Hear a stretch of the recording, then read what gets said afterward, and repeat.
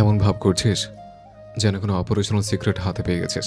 রুহি স্বাদীর কথায় পাত্তা না দিয়ে সরাসরি অর্ণর দিকে তাকিয়ে বলল, ভাইয়া, তোমার তো বয়স 30-31 বেশি না, তবুও লেফটেন্যান্ট কর্নেল, এত কম বয়সে এমন পদ, এটা কি করে সম্ভব হলো বলো তো? বিন্দু নড়ে চড়ে বসে আর চোখে অর্ণর দিকে তাকালো। অর্ণর প্রতিক্রিয়ার দিকেই যেন তার চোরা দৃষ্টি।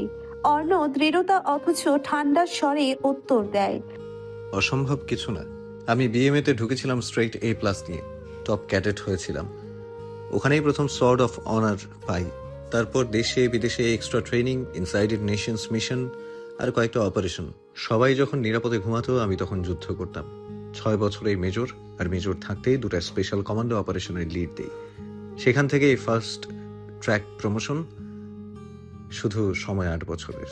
রুহি চোখ বড় করে বিস্ময়ে বলে। 8 বছরে?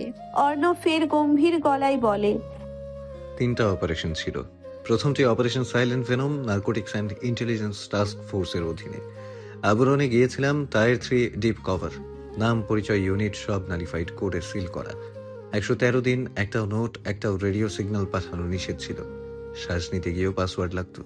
একটু থেমে ঠোঁটের কোণে কাঠিন্য গলায় শুধালো, দ্বিতীয়টি বর্ডারলাইন কন্টেইনমেন্ট ডাইরেক্টিভ 22B, সীমান্ত ভিত্তিক স্পেশাল রুলস অ্যাক্টে পরিচালিত। অপারেশন কন্টেন্ট ও casualty figure article 14C of armed protocol অনুযায়ী কনফিডেন্সিয়াল টপ লক। আমার টিম ফেরেনি সবাই। তৃতীয়টি under army confidentiality code 07/B black, এমন অপারেশন যার অস্তিত্ব সরকার স্বীকৃত নয়। বিস্তারিত বলা নয়, চেষ্টা করাটাই সেকশন C অফেন্স, কোড অনুযায়ী শাস্তিযোগ্য। অর্ণর চোখে ঠিক তখনই একটা দৃঢ় তীক্ষ্ণতা খেলে যায়, কিন্তু তার কণ্ঠে হিম শীতলতা। সাজ্জাদ, রেজা এবং সাদি ছাড়া সবাই বিস্মিত হলো। রুহি বিস্মিত গলায় অবাক হয়ে বলল, মানে তুমি এক্সেপশনাল প্রমোশন পেয়েছো? বোনের প্রশ্নে অর্ণ খেতে খেতে শীতল গলায় শুধালো, direct promotion of extraordinary service, এই নামে একটা ফাইল আছে আমার নামে। এটা ম্যানুয়ালে লেখা থাকে না, ক্লাসে শেখানো হয় না। এটা বোঝে কেবল সেই সৈনিক যার রক্ত যুদ্ধের ঘ্রাণ চিনে, আর যার চামড়ার নিচে পদক নয় পুড়ে যাওয়া মানচিত্র থাকে। বিন্দু বড় বড় নয়নে তাকিয়ে রইল অর্ণর দিকে। কিছুই বুঝলো না মেয়েটি। অর্ণর কথাটা তার মাথার উপর দিয়ে গেল। শুধু বুঝলো শান্ত গলায় কথা বলা এই লোকটা অনেক পাওয়ারফুল। এসব অজানা রুহি নিজেও। তাই সে পুনরায় প্রশ্ন করে। তখন তোমার বয়স কত ছিল? অর্ণ বোনের প্রশ্নে বিরক্ত হলো না, বরং শান্ত গলায় বলল। 26। রুহি চুপচাপ কিছুক্ষণ ভাইকে দেখে, নরম স্বরে বলে, দেখো ভাইয়া, মানছি তুমি লেফটেন্যান্ট কর্নেল, বাট এটা মানতে কষ্ট হয় যে মাত্র 30 বছরে তুমি এই পোস্টে এসেছো। এত দ্রুত পদোন্নতি কি আদৌ সম্ভব? তুমি তো গম্ভীর মুখে থাকো, কখনো জিজ্ঞেস করার সাহস হয়নি। আজ এই টপিক যেহেতু এসেছে তাই বলেই ফেললাম। অর্ণর খাওয়া শেষ। সে হাত ধুয়ে দাঁড়ায়, টিস্যু নিয়ে হাত মুছতে মুছতে নির্লিপ্ত ভঙ্গিতে, কিন্তু কণ্ঠে তীক্ষ্ণ স্থিরতা। রাশভারী গলায় শুধালো, এই পদবে আমি কোনো ফাইল ঘেটে পাইনি, আমাকে তা ছিনিয়ে আনতে হয়েছে। যে পদটা আমি হেঁটেছি সেটা কোনো পদোন্নতির গ্রাফে মাপা যায় না। সেখানে পদ ছিল না, ছিল অপারেশন আদেশ আর প্রতিবার ফেরার অনিশ্চয়তা।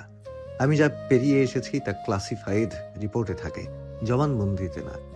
ওগুলো লেখার ভাষা নেই, শুধু শরীর জানে কোথায় কতটা ক্ষত হয়েছে, আর চোখ জানে কতবার মরে আবার উঠে দাঁড়াতে হয়েছে। পেছনে পড়ে থাকে কিছু সিলমোহর দেয়া নীরবতা, যা প্রকাশ করা নিষিদ্ধ, ভুলে যাওয়া অসম্ভব। তপ্ত দুপুরে শহরের রাস্তা যেন আগুনে পুড়ে ফাটা পড়া মাটির মতো হাহাকার করছে। সূর্যটা মাথার উপর স্থির হয়ে আছে, যেন রাগে ফেটে পড়ছে। গাছের পাতাগুলো নিথর, একটা পাখিও নড়ছে না।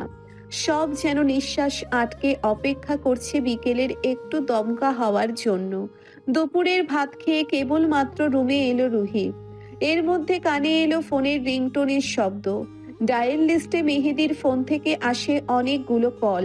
ললাটে ভাঁজ পড়ে মেয়েটির। ততক্ষণে পুনরায় আবার ফোন বেজে উঠলে রুহি রিসিভ করতেই শুনতে পেল বৃষ্টির সিঁড়ি থেকে পড়ে যাবার কথা। মুহূর্তেই রুহির চোখ বড় হয়ে যায়, ঘাম জমে আসে কপালে। সাথে সাথে ছুটে যায় বিন্দুর কাছে। খবরটা শুনেই বিন্দু হা করে তাকিয়ে থাকে। রুহি এবং বিন্দু ডিসাইড করেছে এখনই তারা বৃষ্টিকে দেখতে যাবে। দুই বোন ছুটে গিয়ে মীরার কাছে সবটা জানিয়ে দেয়। কিন্তু মীরার ঠান্ডা নিয়ন্ত্রিত গলায় উত্তর আসে। অন্য সময় হলে যেতে দিতাম, কিন্তু এখন অর্ণ বাসায় আছে, আমি তার অনুমতি ছাড়া কিছু বলতে পারবো না। আগে ওর থেকে অনুমতি নিয়ে আসো। মীরার কথায় মুহূর্তেই থমকে যায় রুহি বিন্দু। দুজনেই চুপ করে দাঁড়িয়ে থাকে, একে অপরের দিকে তাকায়। এখন বিষয় হচ্ছে তার কাছে যাবেটাকে। বিন্দুর রুহিকে ঠেলতেই সে বলে ওঠে। তোর বর তুই যা, আমায় কেন ঠেলছিস? বিন্দু কাঁদো কাঁদো গলায় বলে। যা না বনু, তোকে 5টা চকলেট খাওয়াবো। চকলেটের লোভ দেখিয়ে আজ আর কাজ হলো না। রুহি ভেংচি কেটে বলে। আমি যেতে পারবো না। জামাইকে নিয়ে দিন দুপুরে ঘরের দরজা আটকে থাকো, তখন শরম লাগে না? এখন কথা বলতে এত লজ্জা কেন লাগছে? হ্যাঁ হ্যাঁ। অনেক অনুরোধেও রুহি নড়ল না। বাধ্য হয়ে গুটি গুটি পা ফেলে বিন্দু নিজেই এগিয়ে যায় সিংহের গুহার দিকে। বুক ধড়ফড় করছে। তবে রুম অব্দি পৌঁছতে হলো না। ছাদে যাবার সিঁড়ির গোড়ায় দেখা মিলল অর্ণর। উল্টো ঘুরে দাঁড়িয়ে এক হাতে ফোন কানে চেপে কারোর সঙ্গে কথা বলছে, অন্য হাতটি পকেটে গোজা। কাঁধ ঝুঁকে আছে, দাঁড়ানো ভঙ্গিমায় যেন একটা রাজকীয় ভাব। বিন্দু বেশ কিছুটা দূরত্ব বজায় রেখে দাঁড়িয়ে মিনমিনে গলায় ডেকে উঠল। শুনছেন? চিকন মেয়েলি কণ্ঠস্বর শুনে ঘাড় ঘুরিয়ে তাকালো অর্ণ। বিন্দু দাঁড়িয়ে আছে মাথা নিচু করে। সামনে দাঁড়ানো অর্ণর কোনো সাড়া শব্দ না পেয়ে বিন্দু চোখ তুলে চাইল। অমনি একজোড়া তীক্ষ্ণ দৃষ্টির সাথে বিন্দুর ভীত দৃষ্টি মিলল। অর্ণব ভ্রুকুচকে তাকিয়ে রয়েছে নিঃশব্দে। বিন্দু মাথা নিচু করে ফেলল। সে আনত মাথায় থাকলেও অনুভব হলো এই দৃষ্টি যেন একেবারেই গায়ে আগুন ধরিয়ে দেয়। বিন্দুকে দেখে অর্ণব ফোনের ওপাশে বলল। Talk to you later. তারপর অর্ণব ভ্রু কুচকে তাকিয়ে গম্ভীর গলায় বলল। কিছু বলবে? বিন্দু এলোমেলো দৃষ্টি ফেলে রিনরিনে কণ্ঠে বলল। মানে আমার ফ্রেন্ডের পায়ে ফ্র্যাকচার হয়েছে পড়ে গিয়ে। মা বলছিল আপনাকে জিজ্ঞেস করতে যাওয়ার কথা। এক মুহূর্ত নিস্তব্ধতা, গম্ভীর চোখে তাকিয়ে থাকে অর্ণ। তারপর ঠান্ডা কণ্ঠে বলে ওঠে। রেডি হয়ে আসো। বিন্দুর বুক ধক করে ওঠে। সেই দিয়ে আসবে? আর কোনো কথা না ভেবে ছুটে যায় রুমের দিকে। ভয়ে উৎকণ্ঠায় হাত কাঁপছে, তবু দ্রুত রেডি হয়ে নেয়। একটা কালো বোরখা পরে নেয়, সাথে হিজাব। রুহিও চুড়িদার পরে প্রস্তুত। দুজন গেটের দিকে এগোতেই দেখে গাড়ির পাশে দাঁড়িয়ে অর্ণ। ঠোঁট দুটো একরোখা, চোখে কোনো ভঙ্গি নেই, শুধু অদ্ভুত এক চাপা ধৈর্য যেন জড়িয়ে আছে মুখে। গাড়িটা আলম ভবনের সামনে থামতেই বিন্দু আর রুহি নেমে পড়ে। দুজনের হাত ভরা ফলমূল, যা পথিমধ্যে অর্ণ কিনে এনে দিয়েছে। এই প্রথম ওরা এই বাসায় আসলো। খালি হাতে আসাটা শোভা পায় না। গেটের সামনেই দাঁড়িয়েছিল মেহেদি। অর্ণর তীক্ষ্ণ দৃষ্টি তার দিকেই। মেহেদি মনে মনে হাসলো। অনেকদিন পর আবার দেখা হয়ে গেল। মেহেদি গাড়ির কাছে এসে সালাম ঠুকে বলল।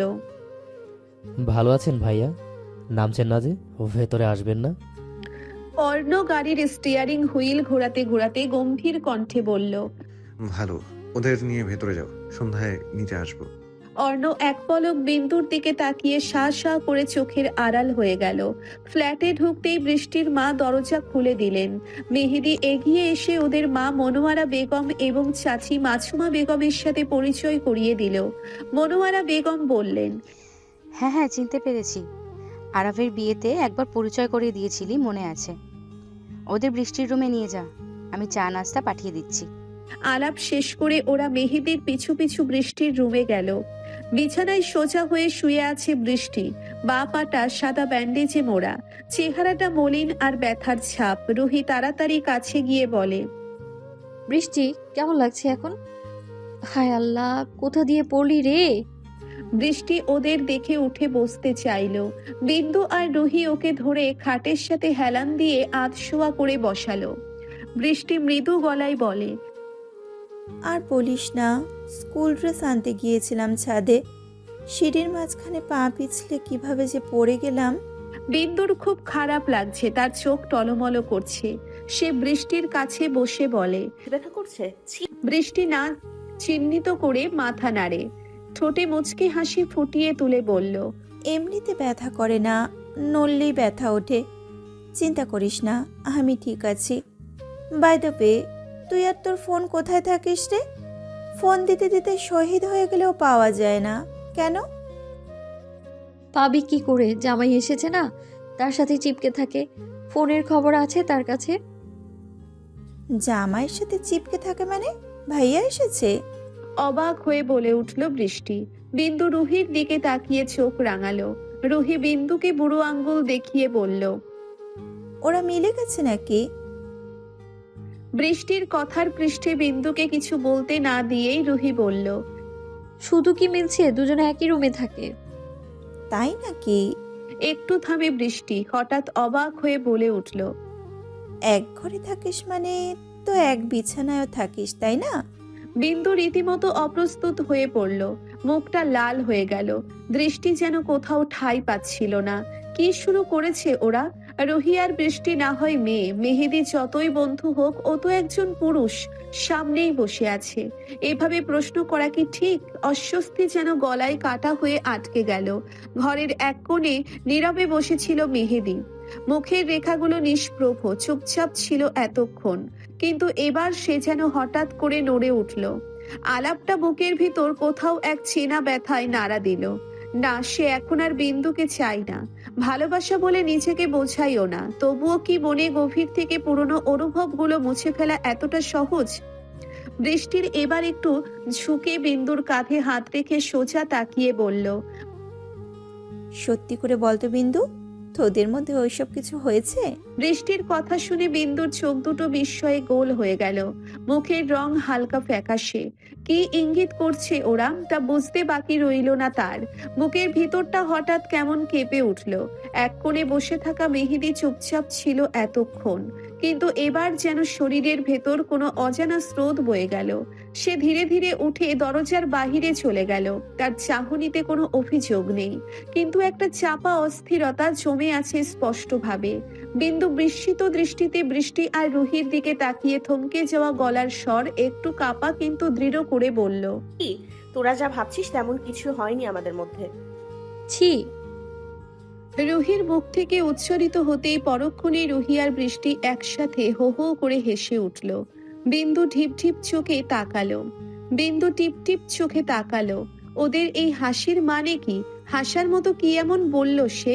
তীব্র অস্বস্তি আর সামান্য রাগ মিশিয়ে বৃষ্টির পিঠে আলতো চর বসিয়ে বলল, আজব তো, পেটনির মতো হাহা করছিস কেন? আমি এমন কি করেছি যে তোদের হাসি পাচ্ছে? বৃষ্টি শেষমেশ হাসি থামিয়ে চোখ টিপে ভ্রু নাচিয়ে বলল, লজ্জা পাচ্ছিস কেন দোস্ত? আমরাই তো। বিন্দুর মুখ ইতস্তত একটু কাটা পড়ে গেল। সে বেশ বিরক্তি নিয়ে বলল, আশ্চর্য, কিছুই হয়নি তো এখন কি বানিয়ে বানিয়ে গল্প বলবো? বৃষ্টি চোখ কুঁচকে কিছুক্ষণ বিন্দুর মুখের দিকে তাকিয়ে থাকলো। তারপর মুচকি হেসে প্রশ্ন ছুড়ে দিল, কিছুই হয়নি বলছিস? বিন্দু ইনোসেন্ট মুখ করে দুপাশে মাথা নাড়ল, যেন সে সত্যিই কিছুই বোঝে না। বৃষ্টি ললাটে ভাঁজ করে বলে ওঠে, হ্যাঁ রে রুহি, তোর ভাইয়ের কোনো প্রবলেম আছে নাকি? বেটা এত সুন্দরী বউ কাছে পেয়েও ছেড়ে দিল? রুহি বিন্দুর দিকে ছোট ছোট চোখে তাকিয়ে বলল। এই প্রশ্নটা যেন বজ্রাঘাতের মতো বিন্দুর শরীরে এসে পড়ল। মুখে লজ্জার রং যেন মুহূর্তেই ছড়িয়ে পড়ল গোলাপি লতায়। চক্ষুপটে ভেসে উঠল সেই শ্বাসরুদ্ধকর জেদি চুম্বন, যা বিন্দুর হৃদয় এখনো ছেড়ে যায় না। সে অস্থির হয়ে উঠল। মেয়েটির গলাটা শুকিয়ে আসলো। বিন্দু লজ্জায় হাঁসফাঁস করতে করতে বেশ রাগী গলায় বলল, এইবার কিন্তু আমি রেগে যাচ্ছি। তোর লজ্জা করে না নিজের ভাইকে নিয়ে এরকম কথা বলতে? রুহি এক চোখ টিপে একেবারে ডোন্ট কেয়ার ভঙ্গিতে বলে, ভাইয়ের কথা কে জানতে চায় রে? আমি তো চাই আমার আদরের বান্ধবী নিজেই কানে কানে বলুক কি হয়েছে, কি হয়েছে, কোথায় হয়েছে, কতটা হয়েছে।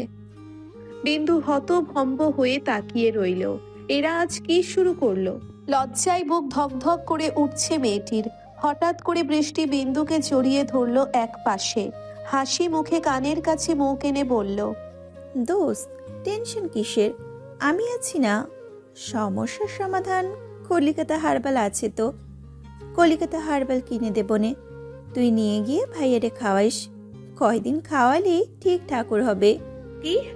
কলিকাতা হার্বাল এই নামটা শুনে বিন্দুর চোখ যেন কোটর থেকে বেরিয়ে আসার উপক্রম। বিস্ময়ে তার মুখ হা হয়ে গেল। তাকে এভাবে চমকে উঠতে দেখে রুহি আর বৃষ্টি হো হো করে এমন ভাবে হেসে উঠল যেন বহুদিনের জমে থাকা আনন্দ একেবারে উথলে পড়েছে। আর বিন্দু, সে একগাল লজ্জা, খানিকটা রাগ, চিমটি ধরা হতাশা আর মিষ্টি অপমানের ককটেল নিয়ে চুপচাপ বসে রইল। মনে হলো যদি এখনই একটা মাঝারি মাত্রার ভূমিকম্প এসে পড়ে তাহলে চুপি চুপি ফাটল গলে মাটির নিচে গিয়ে লুকিয়ে পড়বে সে। সারাদিন 4 বন্ধুর হাসি ঠাট্টাই কেটেছে ভালোই। সময়টা কোন ফাঁকে ঘুরিয়ে গেল কেউ টেরও পেল না। বিন্দু আর রুহি দাঁড়িয়ে আছে অর্ণর অপেক্ষায়, সঙ্গে আছে মেহেদি।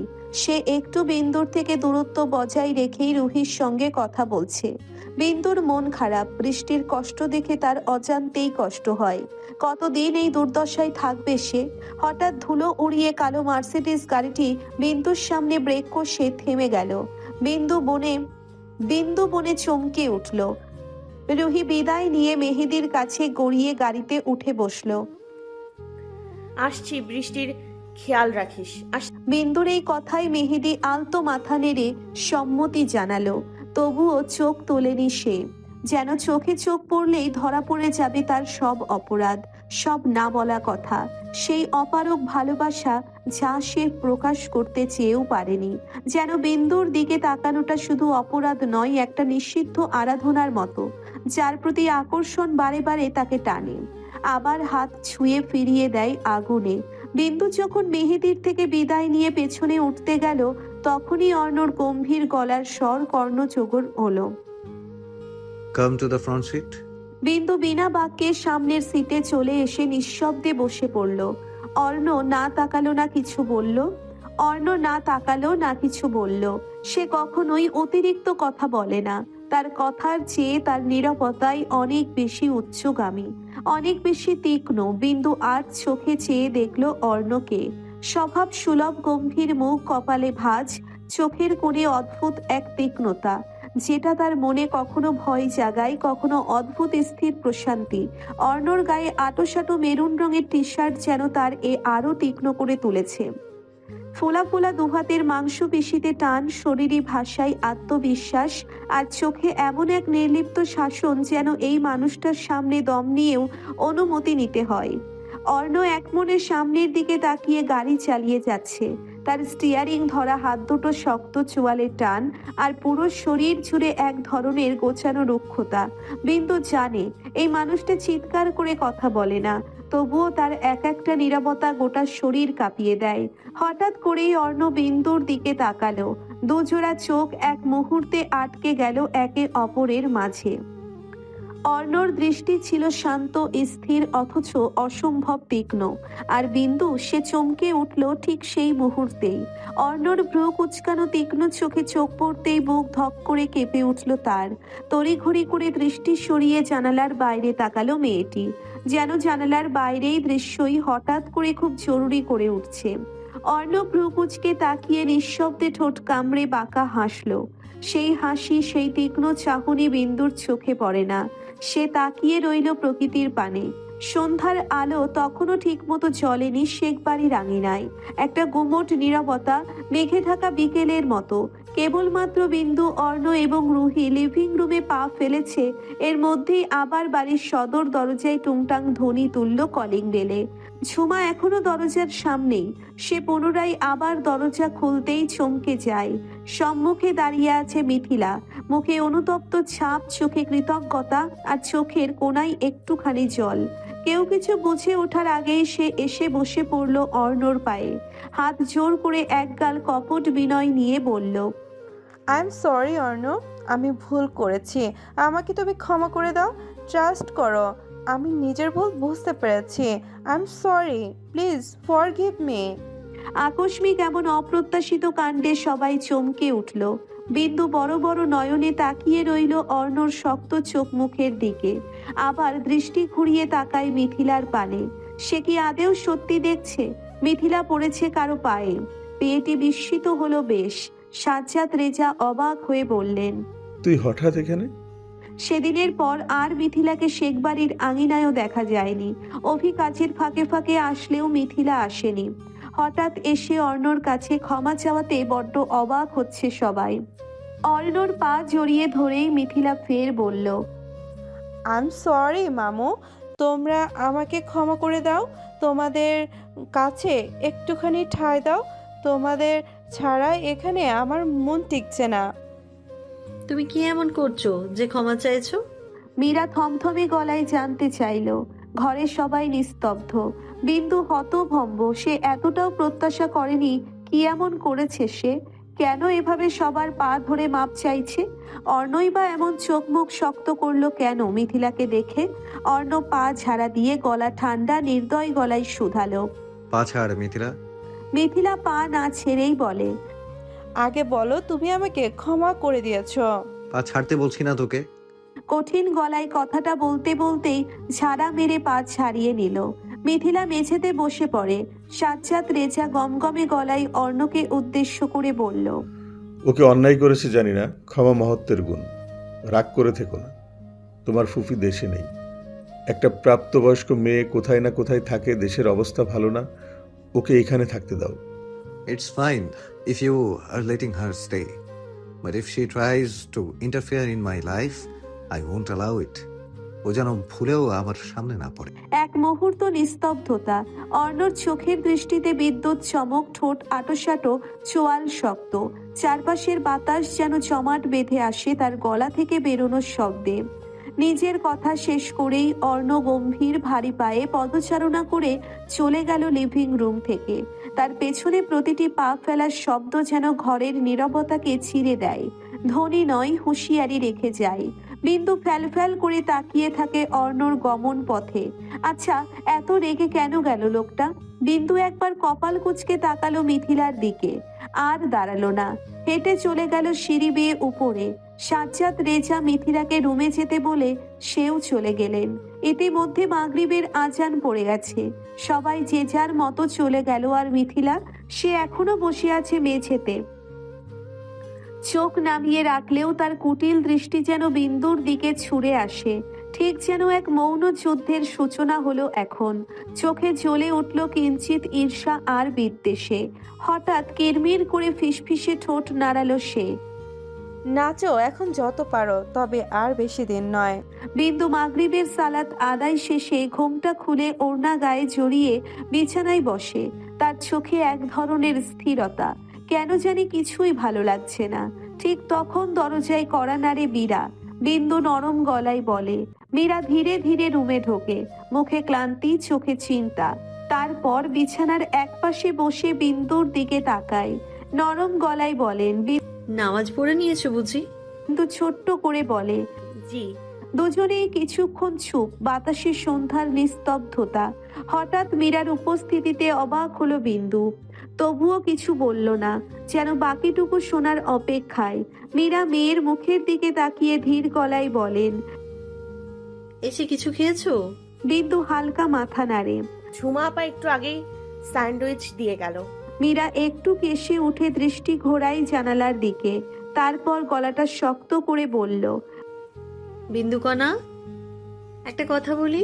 মীরা এক পলক তাকিয়ে থাকে বিন্দুর দিকে। মেয়েটার মুখে বিস্ময়ের ছায়া, চোখে দ্বিধা আর ঠোঁটে একরাশ অনিশ্চয়তা। এই মেয়েটারই মুখ থেকে একটা ছোট্ট শব্দ মা শোনার জন্যেই সে কতদিন ধরে নিজের বুকটা চুপ করে পাথর করে রেখেছে। একটা সময় বিন্দু তাকে ডেকেছিল মা বলে, অল্প, খুবই অল্প, হাতে গোনা কয়েকবার মাত্র। তারপর থেকে একটা চুপচাপ দূরত্ব। সেই শব্দটা যেন সময়ের দেওয়ালে আটকে গেছে। আজও মীরার বুকের গভীরে কোথাও সেই শব্দটা প্রতিধ্বনি তোলে। শুধু বিন্দুর মুখে নয়, তার হৃদয়ে সেই ডাক ফিরে আসুক। এই চাওয়াটাই যেন জীবনের সবচেয়ে বড় অভিপ্রায় হয়ে দাঁড়িয়েছে। আজ যখন মীরা প্রশ্ন করে, ভালো মন্দ জিজ্ঞেস করে, তখন ভেতরে ভেতরে সে প্রতীক্ষা করে থাকে যদি একটা শব্দ আসে, যদি মেয়েটা আবার একবার বলে মা। কিন্তু না, বিন্দু চুপ, মুখে বিস্ময়, তবু ঠোঁট অবিচল। মীরার চোখ ভিজে ওঠে, জল জমে, কিন্তু সে ঝরে পড়তে দেয় না। সে জানে চোখের জল দেখলে বিন্দু আবার দূরে সরে যাবে। তাই সে হাসে, একটা কোমল ভেতরে ভেতরে কষ্টে মোড়া হাসি, যেন বলছে, একবার মা বলে ডাক না মা। তোর মুখে মা ডাক শোনার জন্য বুক হাহাকার করছে। ভেতরে গভীর এক খালি জায়গা। মা ডাকের জন্যে খা খা করে, কিন্তু মীরা জানে কোনো সম্পর্ক একদিনে ভরে না। তবু আশা করে বিন্দুর অবাক হওয়া দেখে আশায় বুক বাঁধে, হয়তো একদিন আবার ডাকবে সে। একদিন চোখে জল আসে তার, কিন্তু চেপে রাখে, কোমল গলায় বলে, তুমি কি বিয়েটা মেনে নিয়েছো? প্রশ্নটা শুনেই বিন্দু থমকে যায়, যেন কারো পায়ের শব্দ ছাড়া হঠাৎ দরজার সামনে এসে দাঁড়ানো। অপ্রস্তুত, অবাক, ভিতরটা খালি হয়ে যায়। অর্ণকে মেনে নিয়েছে মনে হয় একটুখানি। কখন যে ছায়ার মতো তার ভিতরে ঢুকে পড়েছে সে টেরও পায়নি। কিন্তু এই মেনে নেওয়ার মানে কি? বিন্দু চোখ নামিয়ে ফেলে, ঠোঁট কেঁপে ওঠে, কথা আটকে যায় গলায়। মন বলছে হয়তো, আবার মনের অন্য প্রান্ত চিৎকার করে ওঠে না। এক অদ্ভুত জড়তা আর না বলা অনুভব নিয়ে বসে থাকে বিন্দু, একদম তোর ঘরের জানালার পাশে বসা কারো মতো। বাতাসে উড়ে আসা মুগ্ধতা আর সংশয় বুকে গোছে। মীরা মেয়ের দ্বিধাদ্বন্দ্বের মুখের দিকে তাকিয়ে হালকা হেসে বলেন, মনটা যদি কারো দিকে ধীরে ধীরে হেলে পড়ে, সেটাকে মেনে নেওয়া বলে না মা, সেটা অনুভব করা বলে। আর অনুভব যেটুকু সত্যি হয় স্বীকার করতেই হয় একদিন, নিজেকে নয়তো তাকে। একটু থেমে আরো নরম স্বরে বলেন, আমি শুধু চাই তুই যা চাস সেটা যেন তোর ইচ্ছাতেই আসে, কারো চাপ বা দায়িত্বে নয়। বিন্দু ভ্রু কুচকে তাকায় মায়ের পানে, মৃদু অভিমানী গলায় বলল, কি আপনি বলছেন তাকে মেনে নেওয়া উচিত? মীরা নরম স্বরে বলল, আমি জানি অর্ণ রাগী, কথায় তীক্ষ্ণ, চোখে আগুন, কিন্তু মনটা অনেক বেশি নরম। মানুষ হিসেবেও ভালো। তোর এখন দায়িত্ব ওর পাশে থাকা, ওর রাগের আড়ালে যা লুকিয়ে আছে সেটা বোঝার চেষ্টা করা। একজন স্ত্রী হিসাবে শুধু ওর ভালো সময়ে নয়, খারাপ সময়েও পাশে দাঁড়ায়। শুধু ওকে বোঝার চেষ্টা করবি, কখনো চোখের ভাষা রাগ আর কখন সেটা কষ্ট। বিন্দু নীরবে মাথা নিচু করে থাকে, চোখ ভিজে যায়, গলাটাও কেঁপে ওঠে। বিন্দু খোলা জানালা গলিয়ে বাহিরে তাকিয়ে চাপা স্বরে মৃদু সুরে বলে, মা মেয়ের একই সংসার, কেমন আজব না মা? আমি তো এমনটা চাইনি কখনোই। মেয়ের কথাটা শুনে মীরা থমকে যায়, তার চোখে যেন হঠাৎই এক ঝলক অজানা স্মৃতি খেলে যায়। একটি সম্পর্ক যেটা রক্তের নয়, তবু প্রতিটি নিঃশ্বাসে জড়িয়ে গেছে। সে এক মুহূর্ত চুপ করে থাকে, চোখ দুটো একটু ঝলমল করে ওঠে, গলার স্বরটা নরম ধীর, যেন বহুদিনের গুমড়ে থাকা অনুভব আজ শব্দ খুঁজে পেয়েছে। মীরা ধীরে বলল, একটা ছোট্ট নিঃশ্বাস ফেলে, আমি এক ছাদের নিচের সংসার, এটা কখনো কখনো খুব সহজ, আবার অনেক সময় কঠিনও। কখনো আনন্দ, কখনো দায়িত্ব, কখনো শুধু বোঝাপড়ার লড়াই। কিন্তু সবচেয়ে বড় কথা, বিশ্বাস আর সহনশীলতায় চাই। বিন্দু, তুই যদি থাকতে পারিস, বোঝার চেষ্টা করিস, তবে সবকিছু ঠিক হয়ে যাবে, একদম ঠিক। তার কণ্ঠে ঝরল অভিজ্ঞতার মায়া, চোখে ছিল এক ধরনের অনুরাগ, যেন সে সত্যিই চায় মেয়ে তার কাছে থাকুক। মীরার চোখে সেই মুহূর্তে ভর করেছিল এক অদ্ভুত অনুরোধ, না বলা ভালোবাসা, নিঃশব্দে মেনে নেওয়ার আকুতি। সে হয়তো মা হতে চায় না জোর করে, কিন্তু মা হয়ে থাকতে চায়, একটুখানি স্থান নিয়ে বিন্দুর হৃদয়ে। মীরা নরম অথচ দৃঢ় গলায় বলে, আমি জানি বিন্দু, এই বিয়েটা তোমার জন্য হঠাৎই ছিল, অপ্রত্যাশিত। তোমার ভেতরে টানাপোড়েনটা আমি বুঝি, কিন্তু শুধু মেনে নেওয়া মানেই নয় সে সবকিছুই নিঃশব্দে শুয়ে যাবে। আমি চাই তুমি শুধু অর্ণের স্ত্রী হিসেবে পরিচয় নিয়ে না, বরং তার পাশে একজন সঙ্গী হিসেবে দাঁড়াও, নিঃশর্তভাবে, পূর্ণ মনোযোগে। দায়িত্বটা শুধু সামাজিক নয়, এটা একটা সম্পর্ক গড়ার শপথ। বিন্দু চুপ, শব্দ নেই মুখে, কিন্তু চোখের কোণে জল চিকচিক করে। সে জানে না সে কি করবে। বিন্দু ধীরে জানালার দিকে তাকায়, বাইরে রাত নেমে এসেছে, হালকা বাতাসে পর্দা দুলছে, আকাশের শেষ রংটুকু টিকে আছে ঠিক তার মনের মতো, ধরা দিচ্ছে আবার আড়ালেও যাচ্ছে। রাত নেমে এসেছে নরম অন্ধকারে। চারপাশটা নিস্তব্ধ, কেবল দূরের কোথাও এক আধটা কুকুরের ডাক আর পাখির ডানা ঝাপটানোর শব্দ। ছাদের রেলিংয়ের ভর দিয়ে দাঁড়িয়ে আছে সাদি। হালকা বাতাসে তার শার্টের কোণার মতোই উঠছে মনটাও অস্থির, অশান্ত। মাথার ওপর আকাশ জোড়া তারা, কিন্তু তার চোখে যেন কোনো আলো নেই। হঠাৎই হাঁপাতে হাঁপাতে এসে সাদির পিছনে দাঁড়ালো রুহি। তাকে জোরে জোরে নিঃশ্বাস নিতে দেখলেই বোঝা যায় মেয়েটি ছুটতে ছুটতে এসেছে। হঠাৎ এত জরুরি তলব করলেন যে? রুহির কণ্ঠস্বর শুনে সাদি পেছন ফিরে রেলিংয়ে পিঠ ঠেকিয়ে দাঁড়ালো। কোনো বাক্য বিনিময় হলো না। সময়টা যেন থমকে আছে সাদির দৃষ্টির মাঝে। রুহি কপাল কুঁচকে এলো। লোকটা এমন করে তাকিয়ে আছে। তুই বড্ড পাষণ্ড প্রেমিকার হাঁপানো রোগী। সাদির গলায় ছিল এক টুকরো অভিযোগ। প্রেমিকার শব্দ কর্ণে যেতেই বড় বড় করে তাকালো মেয়েটি। আবার পাষণ্ড শুনে কপাল কুঁচকে জিজ্ঞেস করলো, আমি পাষণ্ড? ইয়েস, আমি অসুস্থ। কোথায় একটু কাছে থাকবি, আদর যত্ন করবি, সেটা তো করিসই না। উল্টো কোথায় কোথায় থাকিস খুঁজে পাওয়া যায় না। সাদির কথা শুনে রুহি সাদির পা থেকে মাথা পর্যন্ত নজর বুলিয়ে বলল, আপনি অসুস্থ? ওই একটা ব্যান্ডেজ ছাড়া তো আমি আর কিছুই দেখতে পাচ্ছি না। আর বারবার প্রেমিকা কাকে বলেন? আমি আপনার প্রেমিকা কবে থেকে হলাম? রুহির চোখে মুখে দুষ্টু হাসি। সাদি নিঃশব্দে হাসলো। সাদি রুহির হাত ধরে টেনে নিয়ে আসে। মুখটা একদম কাছে এনে আধা গলায় হাসি হেসে বলে, তুই কখন আমার প্রেমিকা হলে? হিসেব রাখেনি রে। হয়তো সেদিন প্রথম দেখাতেই তোর চোখে ডুবেছিলাম একেবারে। তুই হাসলে যেমন কুচকে ওঠে তোর চোখের কোণ, তখনও বুঝেছিলাম এই মায়ের ছায় হারিয়ে যেতে চায় মন। তুই রাগ করিস, মান করিস, আবার কপট অভিমান, এইসব নিয়েই তুই আর তোকে ছাড়া বাকি দুনিয়াটা একেবারে নির্জন জাহান। রুহি কিছুক্ষণ চুপ করে তার দিকে তাকিয়ে থাকে, বিস্ময়ে মুগ্ধতায়, আবার খানিক কৌতুকে। ঠোঁটের কোণে দুষ্টু একটা হাসি খেলে যায়। মেয়েটি হঠাৎ ভ্রু কুঁচকে একটু গলা চড়িয়ে বলে, আপনার তো কবি হওয়ার কথা ছিল। আপনাকে লেফটেন্যান্ট হতে কে বলেছে বলুন তো? সাদি ঠোঁটে দুষ্টু হাসি নিয়ে চোখ নামিয়ে ফেলে। তবুও কিছু বলার আগেই রুহি এক ধাপ এগিয়ে যায়। এসব প্রেম প্রেম কথা বললেই শেখ রুহানিকে পটানো যাবে না, বুঝলেন মিস্টার? সাদি কপাল কুঁচকে বলে, সিরিয়াসলি, পঠনের কৌশল আরও আছে, অ্যাপ্লাই করে। দরকার নেই। একটু বলেই থামলো রুহি। পুনরায় বলে ওঠে, যাই বলেন, আপনার কবিতা আবৃত্তি কিন্তু খুবই সুন্দর। মুগ্ধ হচ্ছি ঠিকই, কিন্তু গলছি না আমি। সাদি হাসে, হালকা গম্ভীর মুখ করে বলে, তোর ঠোঁটের এক টুকরো হাসে আমার পুরো জিন্দেগি।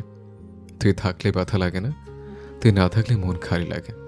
লেফটেন্যান্ট হতে পারে, তোর জন্য কবিও, তোর জন্য সবকিছু হয়ে যেতে রাজি আছি আমি। রুহি এবার চোখ পাকিয়ে বলে, এসব কথায় কাজ হবে না।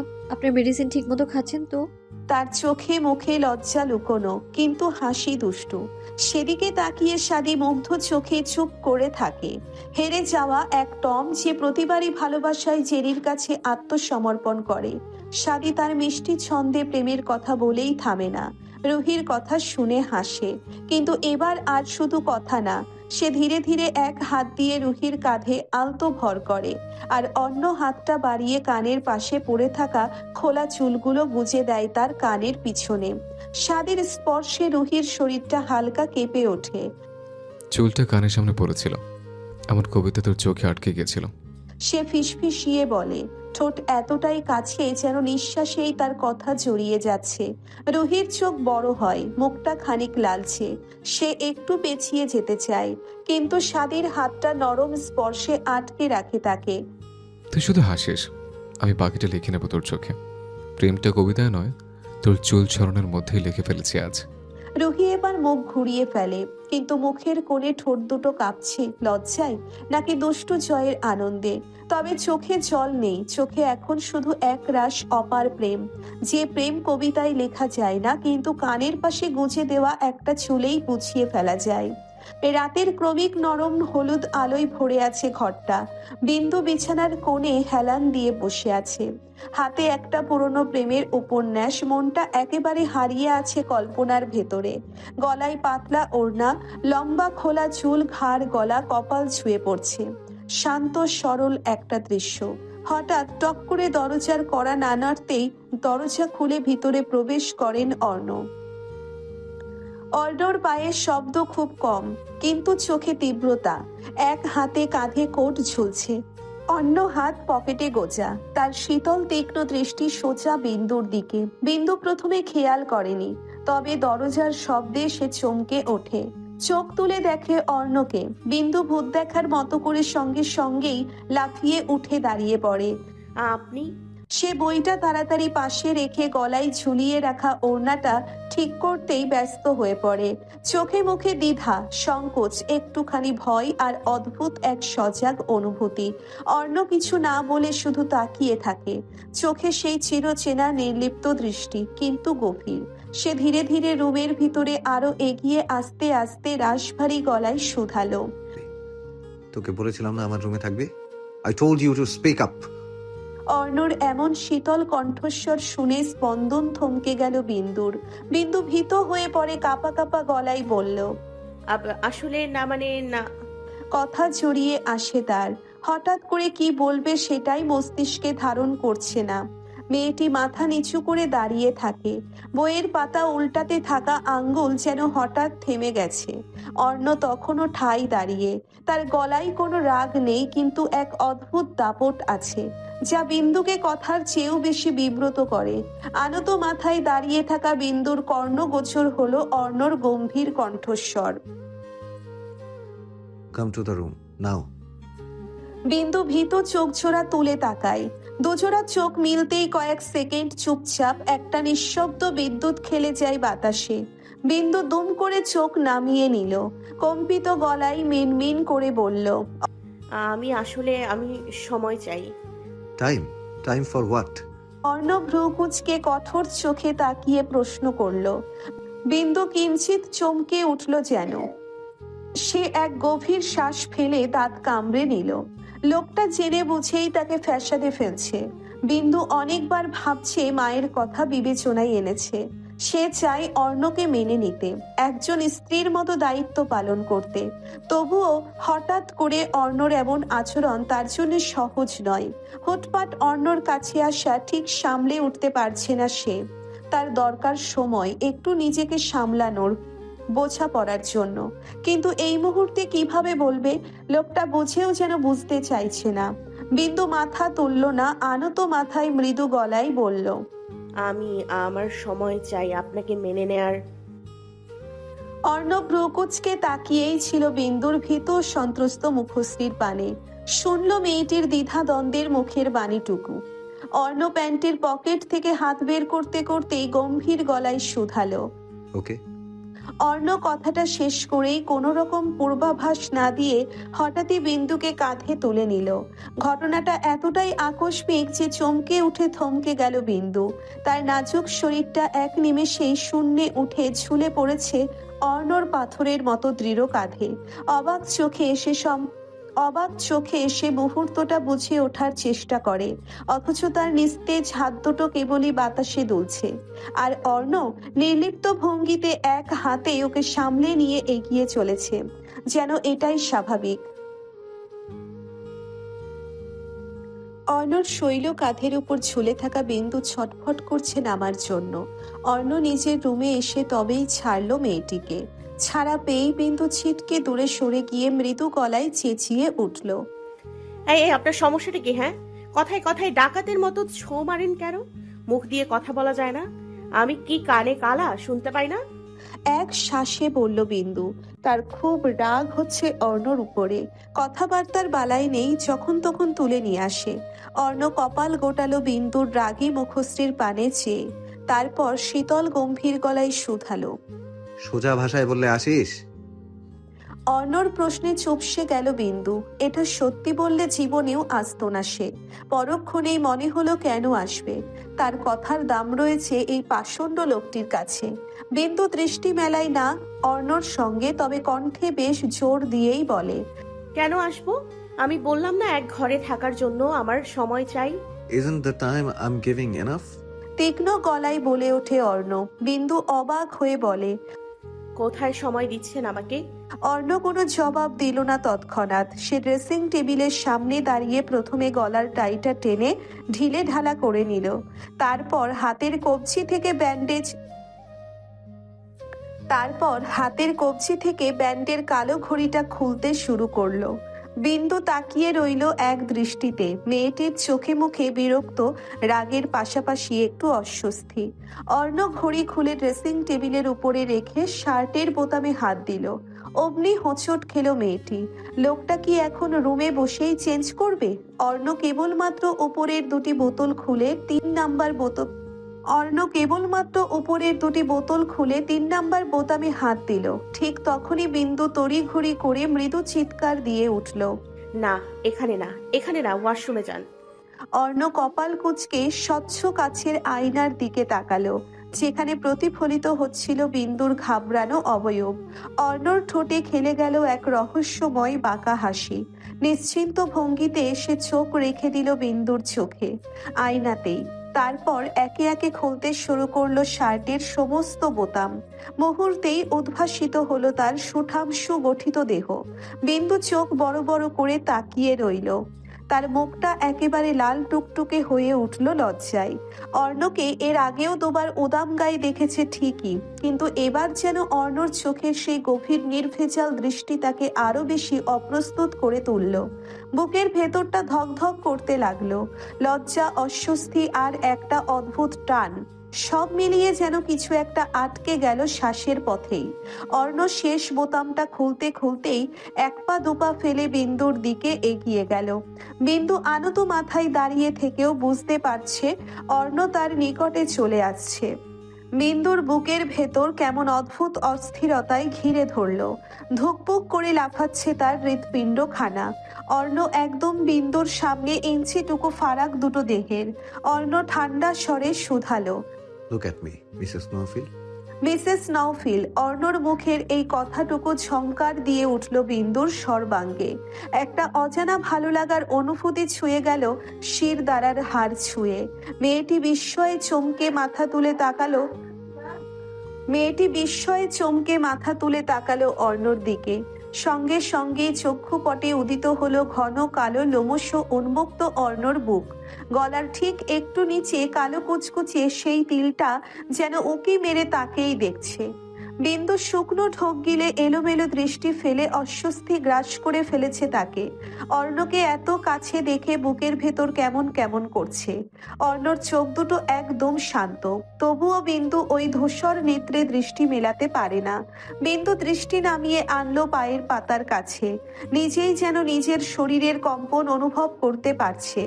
বিন্দু হাঁসফাঁস করতেই তার কর্ণগোচর হলো অর্ণর হাসকি স্বর।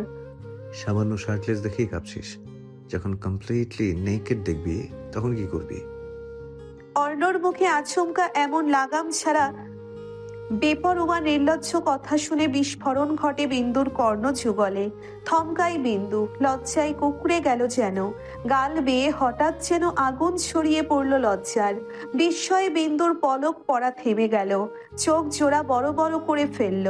না, সে বিশ্বাস করতে পারছে না এই কথাটা সে আদৌ সত্যিই শুনেছে। অর্ণর কণ্ঠস্বরটা যেন হঠাৎ করেই শান্ত লাগলো। বিন্দুর ইচ্ছে করছে এক ছুটে পালিয়ে যেতে। সে ফাঁকা ঢোক গিলে এলোমেলো দৃষ্টি ফেলে কাঁপা কাঁপা কণ্ঠে বলল, ছি, কি বলছেন এসব? প্লিজ দূরে সরে দাঁড়ান। বিন্দুর কুচকে যাওয়া মুখের এক্সপ্রেশন দেখে ঠোঁট কামড়ে হাসলো অর্ণ। সে শব্দহীন পায়ে আরো এক ধাপ এগিয়ে এলো বিন্দুর নিকটে। দুজনের দেহ একদম ছুঁই ছুঁই, সুতো পরিমাণ ফাঁক কেবল। বিন্দু কিঞ্চিত চমকে উঠে জমে গেল, হতভম্ব চোখে তাকালো নির্লিপ্ত ভঙ্গিতে সামনে দাঁড়িয়ে থাকা পুরুষটির পানে। তাকে বলল দূরে যেতে, আর সে করল কি? অর্ণর শান্ত সমুদ্রের ন্যায় চোখে চোখ পড়তেই তড়িৎ প্রতিক্রিয়ায় চোখ নামিয়ে ফেলল বিন্দু। কিছু একটা বলার তাড়নায় ঠোঁট তিরতির করে কাঁপছিল, তবুও গলা ভেদ করে কথা বেরোচ্ছিল না। অর্ণ ডান হাতের বৃদ্ধ আঙ্গুলটা বিন্দুর কম্পিত ঠোঁটের উপর রাখলো।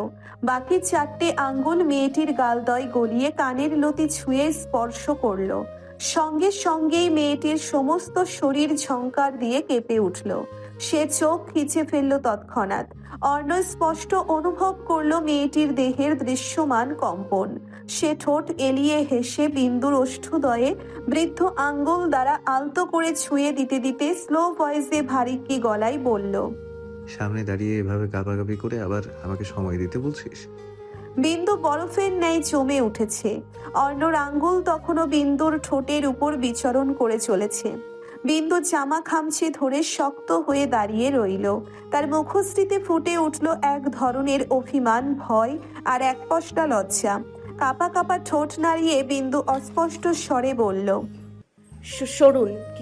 অর্ণ সত্যি সত্যি একদম বাধ্য স্বামীর মতো সরে দাঁড়ায়। বিন্দু এতে অবাক হলেও স্বস্তি ফিরে পেল যেন। অর্ণ পরনের শার্টটা সম্পূর্ণ খুলে হ্যাঙ্গারে রেখে টাওয়াল গলায় ঝুলিয়ে ওয়াশরুমের দিকে পা বাড়িয়ে গম্ভীর গলায় শুধালো, সময় চাই? ইটস ওকে, বাট আলাদা থাকা অবভিয়াসলি নট অ্যালাউড। বিন্দু একটা দীর্ঘ হতাশার নিঃশ্বাস নিল। নির্দয় পাষণ্ড লোকটা তাকে আলাদা থাকতে দিবে না ঢের বুঝতে পারছে সে। একই ঘর, একই বিছানা, সবকিছু একসঙ্গেই তো হচ্ছে। তাহলে তার নিজের মতো করে একটু নিঃশ্বাস নেওয়ার সুযোগ কোথায়? কেমন সময় দিল বিন্দুর মাথায় ঢুকছে না। হতাশ হলো, রাগ হলেও চুপ করে রইল। যেখানে অর্ণকে দেখলেই তার ভয় লাগে, কথা বলতে গেলে বেঁধে যায়, সেখানে কি করে কাটাবে একসঙ্গে? লোকটার তীক্ষ্ণ দৃষ্টি, রাশভারী গলার স্বর, সবকিছুই ওলট পালট করে দেয় মেয়েটিকে। বিন্দু এক পলক ওয়াশরুমের বন্ধ দরজার দিকে তাকিয়ে অর্ণর বারান্দার দিকে পা বাড়ালো। অর্ণর রুমের মতোই ব্যালকনিটাও বেশ বড়, তবে এখানে রুহির ব্যালকনির মতন ফুলে ফুলে সজ্জিত নয়। এটা খালি, তবে খুব পরিপাটি। একপাশে সোফা সেট, তার সামনে টি টেবিল রাখা। দরজায় করাঘাতের শব্দে নড়ে চড়ে ওঠে বিন্দু। রুমের দিকে পা বাড়াতেই দেখতে পেল কালো ট্রাউজার, টি শার্টে অর্ণ তোয়ালে চালিয়ে চুল মুছতে মুছতে দরজা খুলে দিচ্ছে। দরজা খুলতেই দেখা গেল রুহির হাস্য উজ্জ্বল মুখ, তার হাতে খাবারের ট্রে।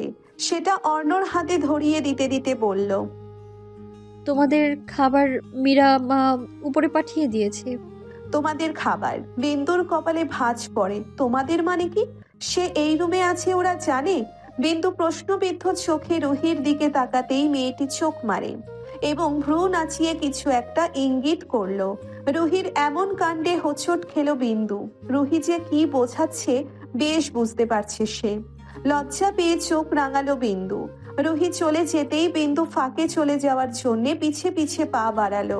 কোথায় যাচ্ছিস? হঠাৎ পেছন থেকে অর্ণর কথা শুনে থমকে দাঁড়ালো বিন্দু। জোরপূর্বক বোকা বোকা হেসে আমতা আমতা করে বলল, খেতে খেতে যাচ্ছিলাম। অর্ণ কপাল টান টান করে বলে, খাবার দিয়ে গেছে দেখিসনি? বিন্দু খুব ভালো করেই দেখেছে সেটা। সে চেয়েছিল কোনো অজুহাত দেখিয়ে এখান থেকে বেরোতে। এখন কি বলবে ভেবে পেল না সে। মেয়েটির কল্পনা জল্পনার অবসান ঘটল অর্ণর গম্ভীর কণ্ঠস্বরে। খেয়ে চুপচাপ ঘুমা, কথাটা যেন সেকেন্ড টাইম রিপিট করতে না হয়। অর্ণর গলার স্বরে আর আগের সেই কোমলতা নেই। এখন সেটা তীক্ষ্ণ, গম্ভীর, একেবারে চেনা এক অথরিটেটিভ সুর। অথচ মাত্র কিছুক্ষণ আগেও সেই কণ্ঠস্বরটা ছিল নরম, শান্ত, ঠিক যেন জলধারার মতো। বিন্দু কপাল কুঁচকে বিড়বিড় করে আওড়ালো, শালা নিম পাতার বড়ি, আস্ত একটা গিরকিটিও। উফ, অসহ্য। গালি পরে দিও, খাবার খাও। আচমকা অর্ণর কথাটা শুনে ভরকে গেল বিন্দু। থতমত খেয়ে ভাবে সে যে তাকে গালি দিচ্ছে লোকটা বুঝলো কি করে? বিন্দু অর্ণর কথা শুনলো। বিনা বাক্যে একজন দায়িত্বশীল স্ত্রীর মতো টেবিলে খাবার সাজিয়ে দিল। অর্ণব টাওয়ালটা রেখে নীরবে বাধ্য স্বামীর মতো চেয়ার টেনে বসে পড়ল। বিন্দুকে দাঁড়িয়ে থাকতে দেখে অর্ণ ছোট ছোট চোখে তাকাতেই বিন্দু কাচুমাচু করে ভাত আর করলা ভাজি নিয়ে খেতে বসলো। অর্ণর সাথে একাকী বন্ধ ঘরে এভাবে কখনো খাওয়া হয়নি। বিন্দু একটু ইতস্তত বোধ করে আস্তে আস্তে খাচ্ছে।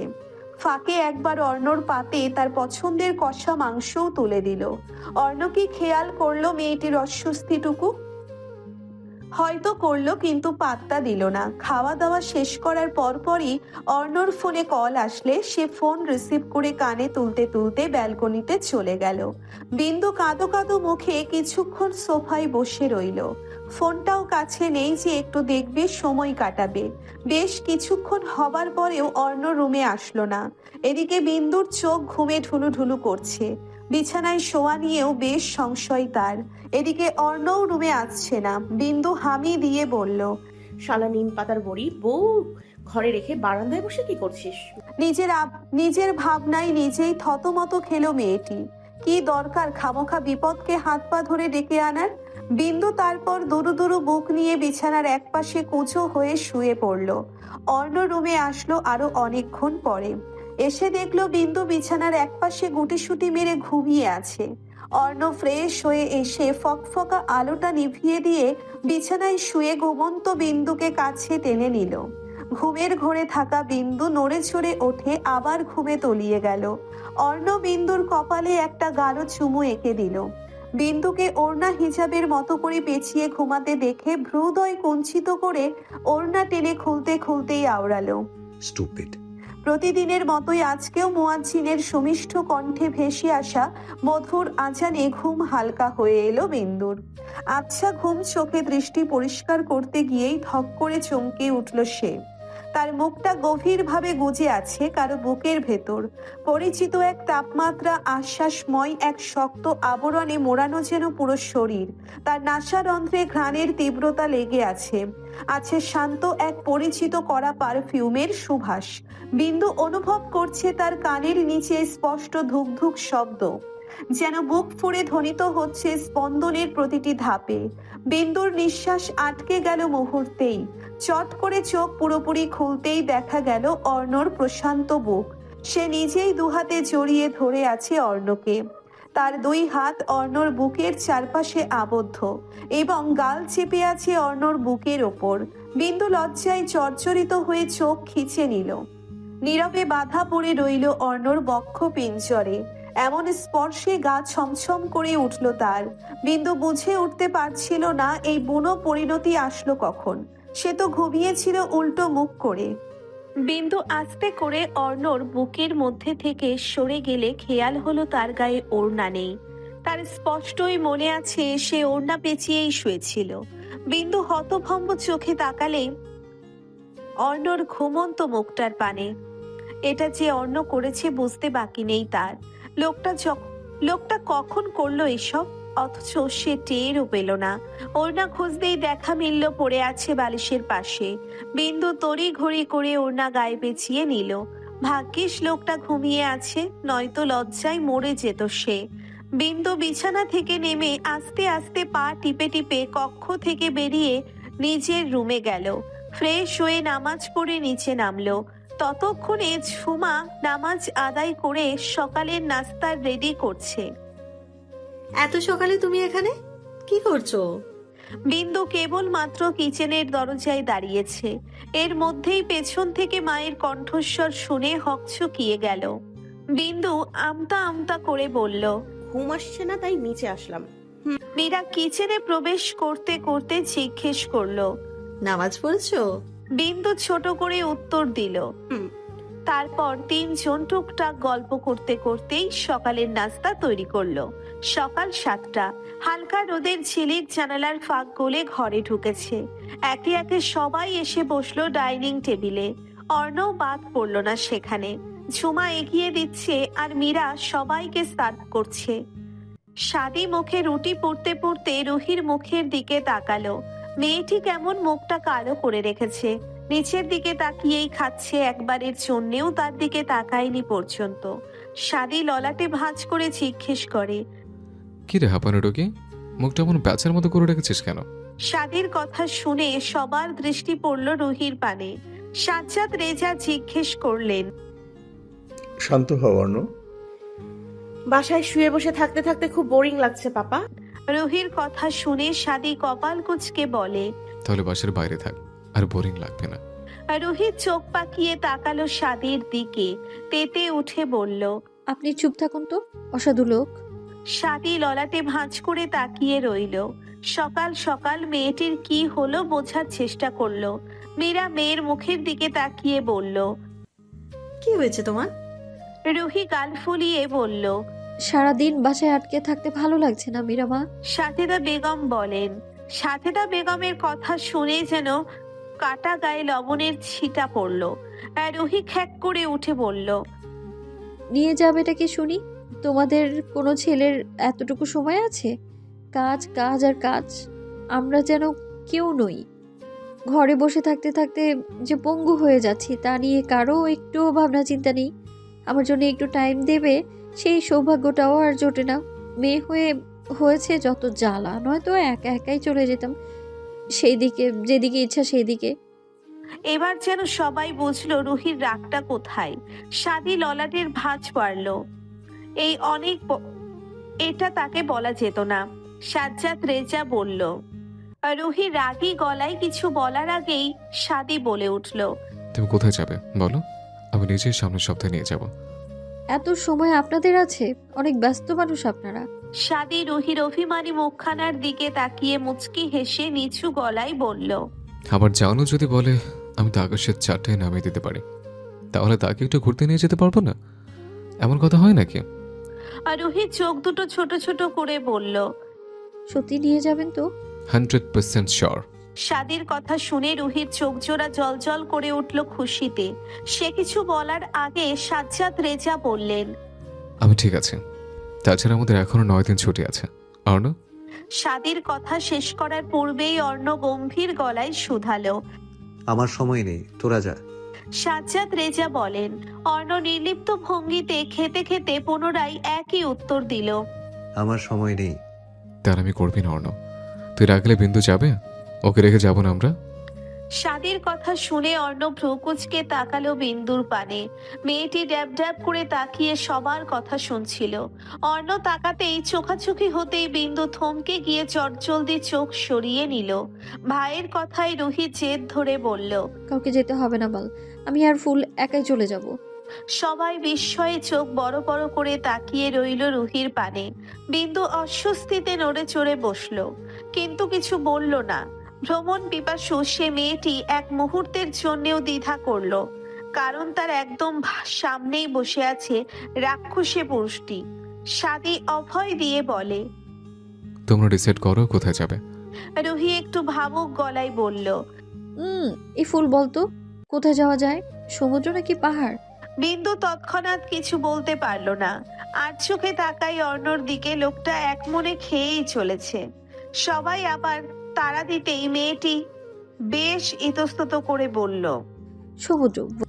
রুহি খুশি হয়ে বলল। জোস হবে তো।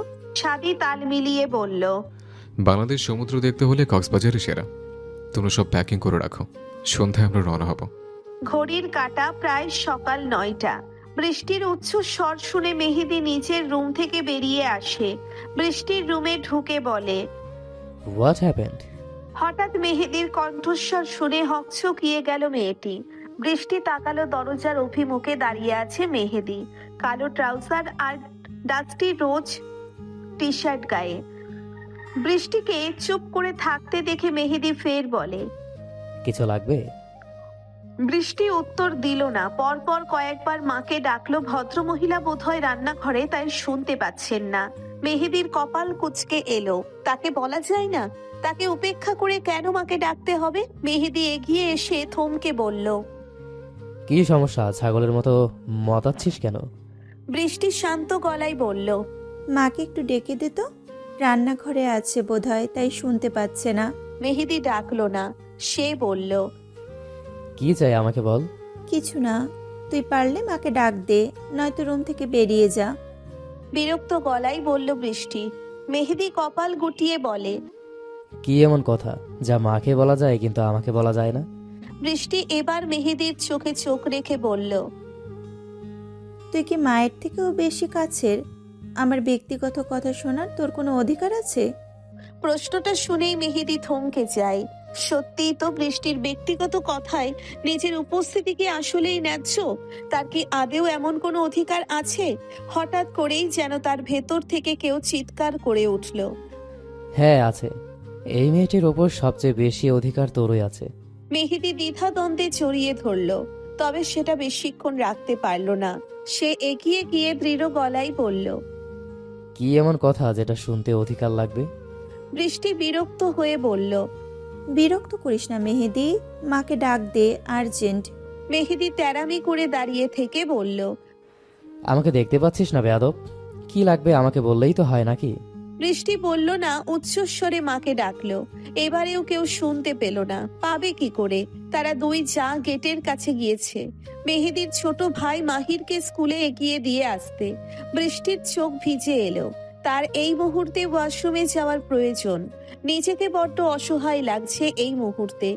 বৃষ্টির এই উপেক্ষা সহ্য হলো না মেহেদির। সে আরো এক ধাপ এগিয়ে এসে কড়া গলায় বলল।